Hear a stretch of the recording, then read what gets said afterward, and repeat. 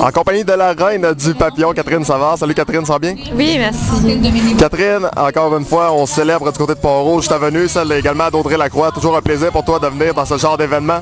Oui, je pense que c'est une très belle reconnaissance. Puis juste de voir les jeunes ici, ils ont apporté tout le club de natation de Pont-Rouge.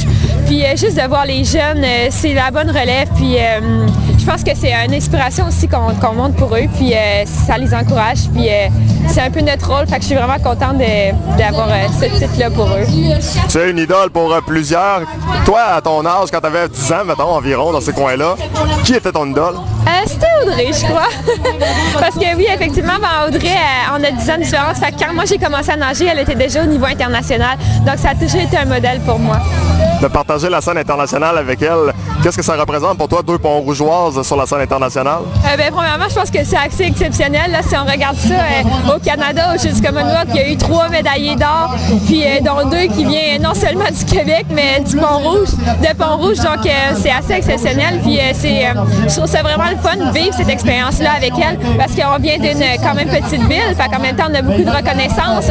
On est un peu des modèles pour tout le monde. Fait que de vivre ça avec quelqu'un, je trouve ça vraiment incroyable. De redonner aux jeunes, on t'a vu entre autres dans plusieurs clubs de natation, aller redonner aux jeunes et là aujourd'hui de parler avec les jeunes sans retrouver ton cœur d'enfant et oublier le fait que tu es une athlète pendant quelques secondes. J'imagine que pour toi c'est toujours un plaisir aussi.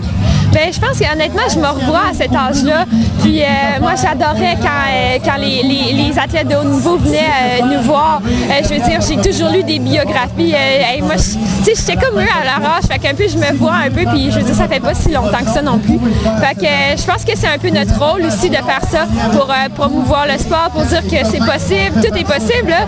Puis en même temps, je vais être aussi enseignante au primaire. Fait que j'adore ça, faire ça. Une autre saison qui est terminée. Comment tu analyses ta dernière saison? Ça a été très bien. Je pense que la médaille d'or au Jeux du Commonwealth, ça a été la cerise là, sur le top. Je veux dire, c'était très bien. J'ai fait encore d'autres records canadiens cette année. J'ai eu une médaille internationale à toutes les compétitions. J'ai eu une médaille de bronze au championnat Femmes Pacifique en Australie juste après la médaille d'or au Commonwealth. Fait que je pense que ça, c'est très bon pour moi. Mais c'est des étapes en vue des Jeux olympiques de Rio. Puis j'ai encore d'autres bonnes compétitions cette année. Puis je viserai vraiment le podium pour Rio.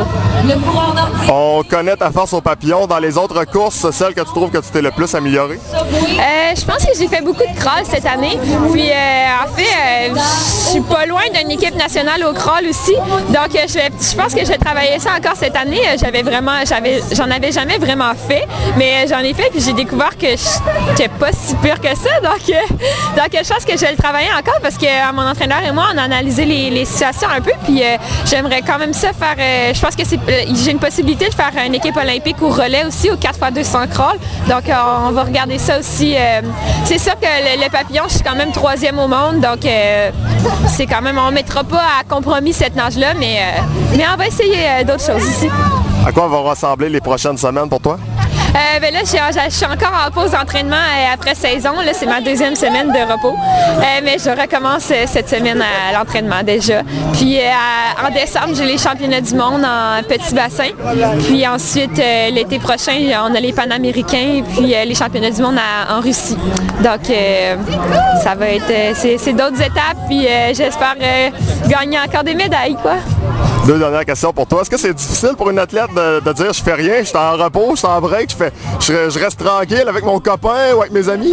Bien, honnêtement, je pense que ça fait du bien quand même parce qu'on nage 6 fois semaine, 2 fois par jour. Donc, on a beaucoup d'entraînement. On a été partis beaucoup cet été. On a été en Angleterre, après ça en Espagne, en Australie. On a voyagé beaucoup. Fait que je pense que juste d'être chez nous un petit peu, ça fait du bien quand même mentalement et physiquement.